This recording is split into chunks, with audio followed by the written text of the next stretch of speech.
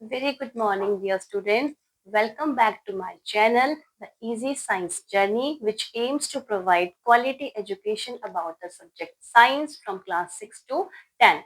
Yesterday, we have started the first chapter of class 8 science, that is the crop production and management, in which we have studied about the definition of agriculture, the definition of crop, types of crop, and various agricultural practices. So, if you remember agriculture practices that are made up of 7 steps, the first one was the preparation of soil. Okay, so we have did the preparation of soil and today we will proceed further. So the next first topic for today is agricultural implements. Agriculture implements क्या होते हैं? ये होते हैं वो tools जो हम use करते हैं हमारी एग्रीकल्चर प्रैक्टिसेस को कैरी आउट करने के लिए to get a better yield of crop and reduce the labor.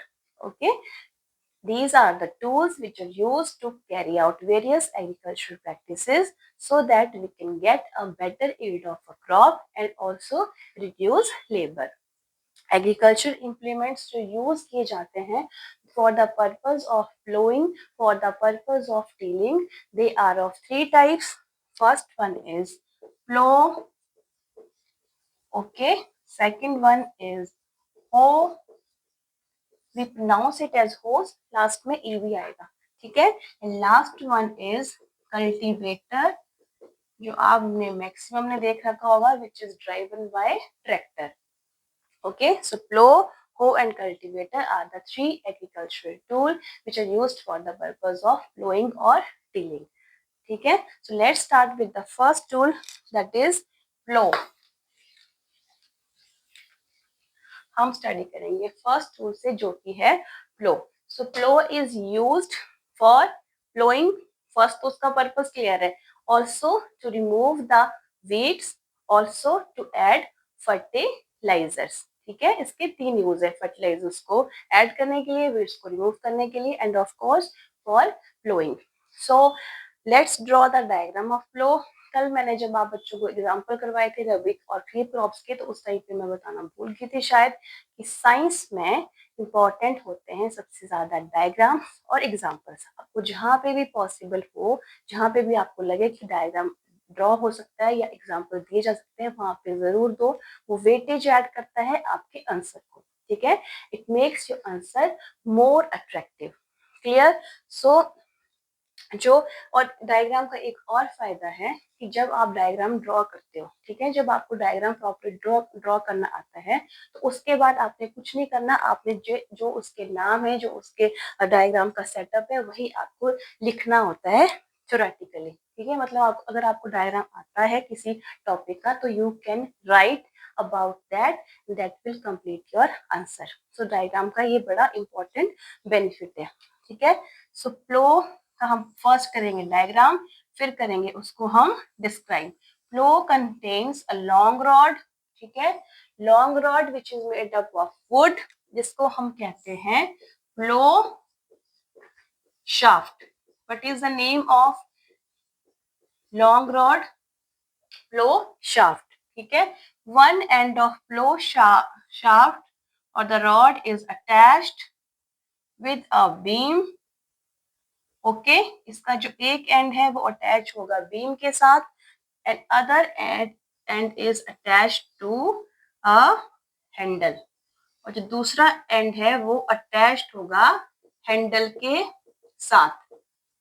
Right, next है flow has a strong triangular strip made up of iron and that strip is known as flow shear.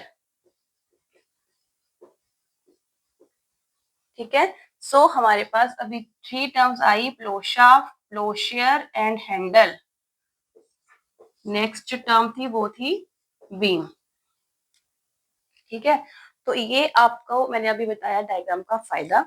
अगर आपको diagram आता है, आप उसके बारे में जो हमने इसमें लिखा वो हमें अब पैराग्राफ बना के लिखना है और फ्लो आपका कंप्लीट हो गया. ठीक है, it contain a long rod which is made up of would. जो देसी पारंपरिक हल होता है, प्लो होता है, उसका जो ये रॉड है, उसकी रॉड वो बनी होती है लकड़ी की. ठीक है, उसको हम बोलते हैं plough shaft. Okay, One end of the plow shaft is attached to an handle that is handled by the farmer, and other end is attached with a beam, and this is the beam which is to be placed on the neck of bulls or horse और camel, जो भी animal use कर रहे हैं ploughing के लिए, ठीक है, उसकी गर्दन पे इस बीम को रखा जाता है.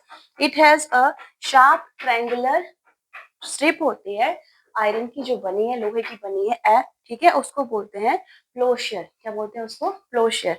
तो ये जो हमने अभी डिस्कस किया, यही आपके बुक में पैराग्राफ में दिया गया है कि plough is used for ploughing, for removing weeds, for adding fertilisers. It contains a long rod that is known as plough shaft. At one end it is attached to beam which is to be placed on bull's neck, and other end it is attached to handle, okay, which is handled by the farmer or human being.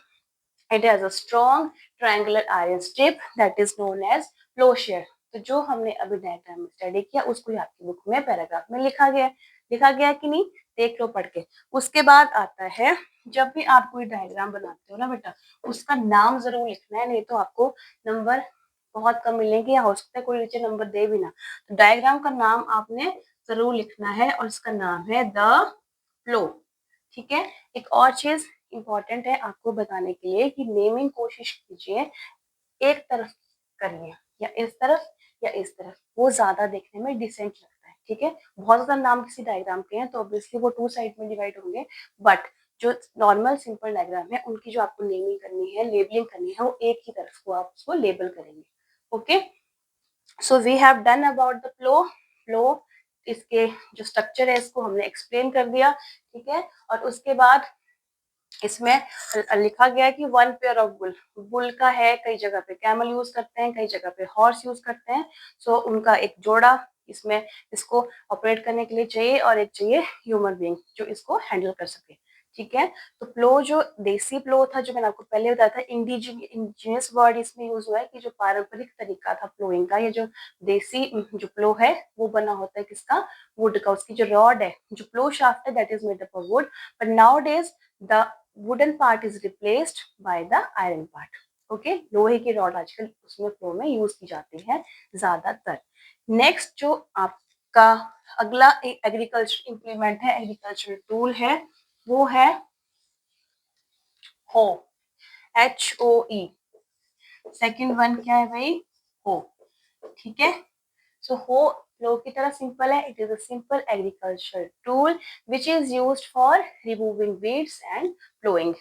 उसके case में first वाले plough में एक additional third point था, it is used for adding fertilisers. इसके case में fertiliser add करने को नहीं मेंशन किया गया है. इसके केस में लिखा गया है कि it is used for removing weeds and ploughing. Okay. So इतना स्टार्ट कर दिया.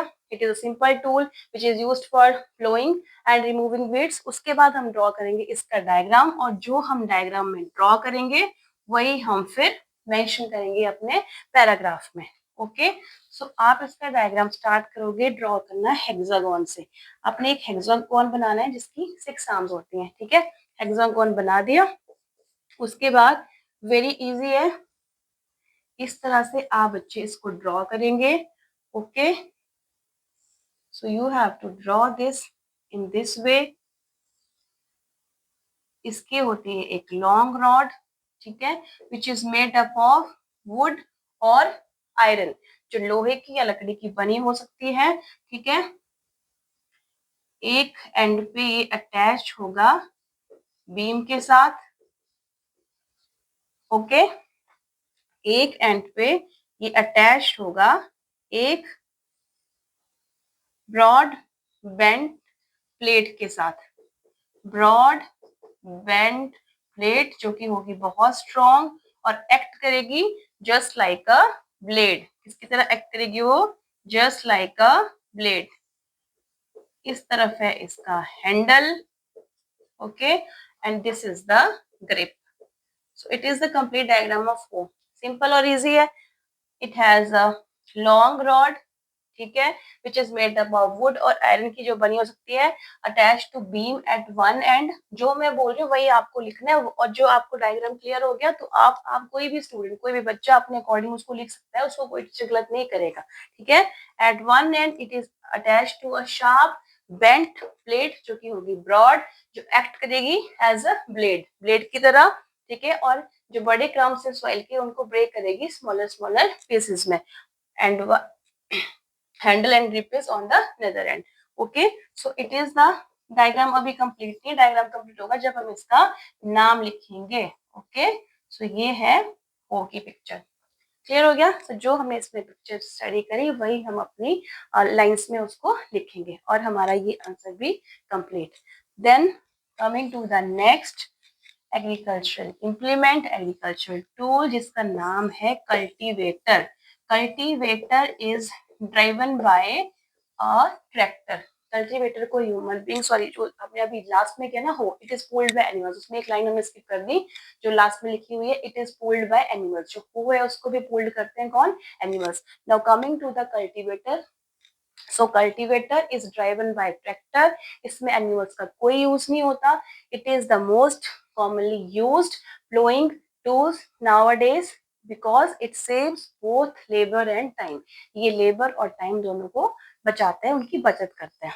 सो we have did 3 agricultural tools: plow, hoe and cultivator. Okay, so with these we are going to complete the first agricultural step, that is कौन सा agriculture step था वो भाई? Preparation of soil. सो वो complete हो गया। नेक्स्ट जो second step था एग्रीकल्चर प्रैक्टिसेस का, दैट इज सोइंग। सोइंग का मतलब होता है बुआई, ठीक है। बुआई का मतलब होता है बीजों को धरती के अंदर रोपना। ओके, सो नेक्स्ट जो टॉपिक दैट इज सोइंग। तो sowing is an important agriculture practice, ठीक है। Sowing one of the most important agricultural practice है जिसमें हम क्या करते हैं, we select healthy clean and good quality of seeds, क्योंकि जो आपकी क्रॉप प्रोडक्शन होगी, क्रॉप यील्ड होगी, वो डिपेंड करेगी upon the types of seed you are using. Clear? तो क्या कंडीशन है, your seeds must be healthy, they must be clean and they must be of good quality. तो इतनी बड़ी पॉपुलेशन को सर्व करने के लिए जो फार्मर्स हैं वो यूज कर रहे हैं किसको, ऐसे टाइप की सीड्स को जिनकी यील्ड जो है वो हाई अमाउंट में हो। क्लियर? सो इसके बाद है next topic selection of seeds. इसी के अंदर जो नेक्स्ट टॉपिक है वो है सिलेक्शन ऑफ सीड्स का। तो आपके पास इतने सारे सीड्स होते हैं, तो उनमें से आप कैसे सिलेक्ट करोगे गुड क्वालिटी के क्या है या बैड क्वालिटी के क्या है? उसमें उससे स्टडी करने से पहले पहली ने अपनी माँ को देखा, अपनी मदर को देखा क्या करते हुए कि उन्होंने ग्राम चने लिए, वो पानी में डिप किए। तो थोड़ी देर के बाद just after a few minutes जो ग्राम सीड्स थे they start floating on the top layer of water, और कुछ जो थे वो नीचे सेटल डाउन हो गए। ठीक है, फिर उसने वंडर किया कि ऐसा क्यों होगा। उसके बाद पेज नंबर 4 पे आपको एक्टिविटी 1.1 करनी है, जिसमें आपको क्या करना है, आपको मुट्ठी भर वीट के सीड्स लेने हैं, उनको डालना है बीकर में। घर में आप डालोगे उनको कांच के ग्लास में जो बिल्कुल ट्रांसपेरेंट है, इजीली आपको उसमें क्लियरली विजिबल होगा। ठीक है, आपने मुट्ठी भर वीट लिए, उसको आपने डाल दिया कांच के गिलास में। ओके, फिर आपने उसको अच्छे से स्टर करना है, अच्छे से उसको हिला लिया। ठीक है, उसके बाद आपने उसको थोड़ी देर के लिए वेट किया और उसको रख दिया। जब आप थोड़ी देर के बाद नोटिस करोगे ना, तो कुछ जो सीड्स होंगे वीट के, they start floating on the surface of water, और कुछ जो होंगे मैक्सिमम अमाउंट के वो सेटल डाउन हो जाएंगे। ठीक है, तो ऐसा क्यों हुआ? जो सीड्स हैं वाटर के ऊपर फ्लोट कर रहे हैं, क्या वो वाटर से लाइटर है या वाटर से हैवियर है? सो वाटर के ऊपर जो चीजें फ्लोट करती हैं they are lighter than water. ठीक है, वो वाटर से हल्की होती है, इसलिए वो उसके ऊपर फ्लोट करती हैं। अब जो सीड्स लाइटर थे, जो फ्लोट कर रहे हैं, वो लाइटर क्यों थे? ठीक है, तो वो लाइटर थे क्योंकि वो डैमेज्ड क्वालिटी के थे। हो सकता है उनको कीड़ा लग गया हो, जिसने उनको अंदर से क्या कर दिया हो, बिल्कुल हॉलो खाली कर दिया हो, और इसीलिए वो लाइट होकर वाटर के सरफेस के ऊपर फ्लोट कर रहे थे। तो ये जो मेथड है ना, bye dissolving the seeds into water, ये हेल्प करता है सेपरेट करने में गुड क्वालिटी ऑफ सीड्स को from the damaged one. Clear? So next, before, this is good method. Okay, healthy seeds का ये हो गया। फिर बिफोर सोइंग, बीजों को धरती में ऐड करने से पहले we must know about the sowing tools. जिस तरह से हमने प्लोइंग को स्टडी किया, उसके उसके लिए जो टूल्स यूज करते हैं उनको स्टडी किया, जस्ट अभी स्टडी किया, वैसे ही सोइंग करने से पहले we must know about the various tools which we are going to use for the purpose of sowing seeds. ठीक है, so there are two tools which are mainly used for the purpose of sowing. First one आता है traditional tool. ठीक है, traditional tool जो है वो पारंपरिक तरीका, इसको कह सकते हैं कि जो हम most of the time ancient time से यूज करते आ रहे हैं। First one is traditional tool. Okay, so traditional tool जो है it is the shape of a funnel. ठीक है, ये वाली जो फनल की शेप है ये मैक्सिमम बच्चों ने देख रखी होगी अपने घर में। जनरली इसको ऑयल को पोर करने में बॉटल में यूज करते हैं। तो कौन सी शेप का टूल होता है ये? It is this tool is of funnel shape. ठीक है, ये फनल शेप का है। ओके, इस फनल में सीड्स को फिल किया जाता है। Okay, the seeds are filled in this funnel.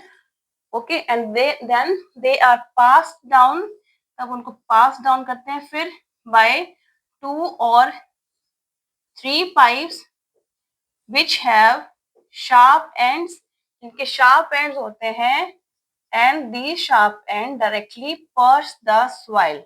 Pursuing से पता है सबको, ईयर पर्सिंग, नोज पर्सिंग। ठीक है, पर्सिंग का मतलब होता है छेदना। ठीक है, तो ये डायरेक्टली ये जो पाइप्स होती हैं पर्स करती हैं सॉइल को, और जो सीड्स हैं, ठीक है, उनको सॉइल में ऐड करते हैं, प्लेस करते हैं। ठीक है, सो ये डायग्राम जो है it is of traditional tool. Traditional tool में आप क्या लिखोगे? This traditional tool is of the shape of a funnel in which the seeds they are filled and then they are passed to the ground by using 2 or 3 pipes. Those pipes have very sharp ends which directly purge the soil and place the seeds there. तो इस तरह से हमारा जो purpose था sowing का वो complete हो गया। किसके through? Through the traditional tool. Okay, next one जो टूल है that is used for sowing purpose, that is seed drill. Next one is seed drill. It is the most commonly used sowing tool nowadays. It is also driven by tractor just like the cultivator. cultivator की तरह ही ये भी इसको drive कौन करता है? Tractor. तो जहां पे ट्रैक्टर है वहां पे saves both labour and time. तो सेव इसमें भी स्टेटमेंट है, it saves both labour and time. So next, there is a nursery. जब वो जो है वो सोच रहा है कि एक नर्सरी है मेरे घर के पास, उसमें उसने क्या देखा? प्लास्टिक बैग में किसी क्रॉप को ग्रो करते हुए देखा। तो उसने फिर वंडर किया कि प्लास्टिक बैग में ये क्रॉप को क्यों उगा रहे हैं।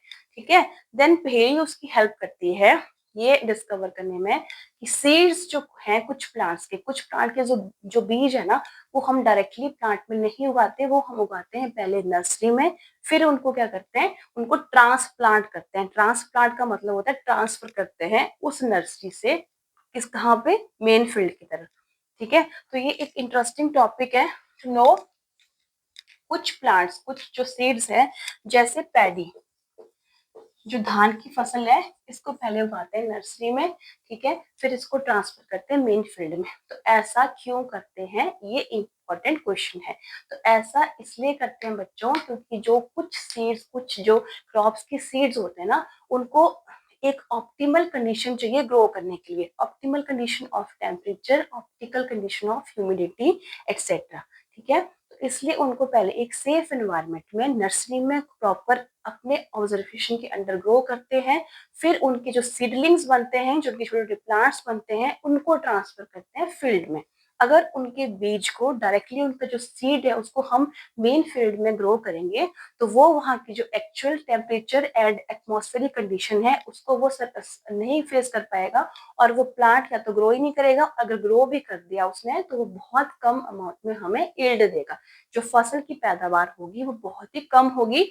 इसीलिए जो कुछ स्पेशल वेराइटीज हैं लाइक पैडी है, या कुछ आपके हो सकता है फ्लावरिंग प्लांट्स हो, या कुछ हो सकता है आपके फॉरेस्ट के प्लांट्स हो, उनको पहले ग्रो करते हैं नर्सरी में, फिर उनको उसके बाद ट्रांसफर करते हैं मेन फील्ड में। क्लियर। सो लास्ट में इसमें नीचे लाइन दिखी है कि जो अप्रोप्रिएट डिस्टेंस है बिटवीन द सीड्स, एक लाइन हमने स्किप कर दी, एक दो लाइनें उसमें जो आपका ट्रेडिशनल टूल के अलावा जो सेकंड टेक्निक थी ना सीड ड्रिल की, तो सीड ड्रिल जो इंश्योर करता है वो लेबर और टाइम को तो बचाता ही है, साथ में वो क्या करता है, वो एक uniform distribution of seeds in the field को इंश्योर करता है। रेगुलर इंटरवल पे, रेगुलर डिस्टेंस पे और डेप्थ पे जो सीड्स हैं उसमें बोए जाते हैं, और वो इंश्योर करता है कि जो सीड्स हमने सीड ड्रिल की हेल्प से जो जमीन में बीजे हैं वो एक रेगुलर डिस्टेंस में हो, ठीक है, और वो प्रॉपर्ली कवर्ड हो सॉइल से, ताकि वो जो बर्ड्स हैं वो उनको ईट ना कर सकें और हमारी जो प्रोडक्शन है वो अच्छी हो, ठीक है। तो उसी से रिलेटेड लास्ट में लाइन है कि जो अप्रोप्रिएट डिस्टेंस है ना, जो सीड ड्रिल से अप्रोप्रिएट डिस्टेंस आता है, तो जो अप्रोप्रिएट डिस्टेंस है between the crop plant that is very important, इसलिए इंपॉर्टेंट है ताकि जो भी प्लांट्स ग्रो कर रहे हैं उनको एडिक्वेट पर्याप्त मात्रा में सनलाइट मिल सके और वाटर एंड मिनरल मिल सके फ्रॉम द सॉइल।